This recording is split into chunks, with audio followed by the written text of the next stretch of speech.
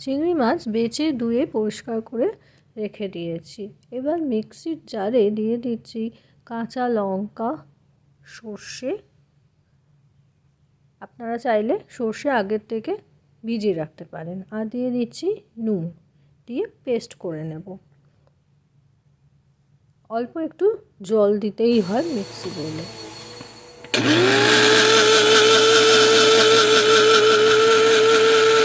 তারপরে এর মধ্যে দেব নারকেল কোড়া, একটু হলুদ গুঁড়ো আর একটু চিনি দিয়ে আবার এটাকে ব্লেন্ড করে নিতে হবে। এবারে একটা বাটিতে নিয়ে নিলাম টক দই।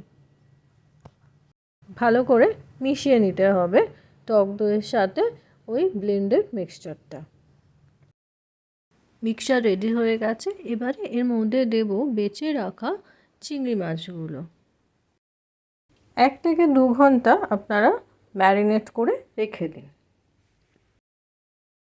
রান্না করার আগে দিয়ে দেব সর্ষের তেল ওপর থেকে ছড়িয়ে, আর একটু মিশিয়ে দেব।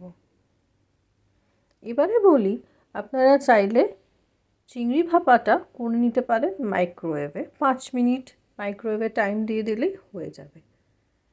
আর আমি মাইক্রোওয়েভে করাটা খুব একটা প্রেফার করি না, আমি করছি গ্যাসে। তাই আলাদা করে আর তেল দিচ্ছি না। প্যানটা গরম হয়ে গেলেই তার মধ্যে পুরো মিক্সচারটা দিয়ে দিচ্ছি। ব্যাস, এবার যতক্ষণ না মিক্সচার, অবশ্যই ঢাকা দেবেন, মিক্সচার না শুকায় অপেক্ষা।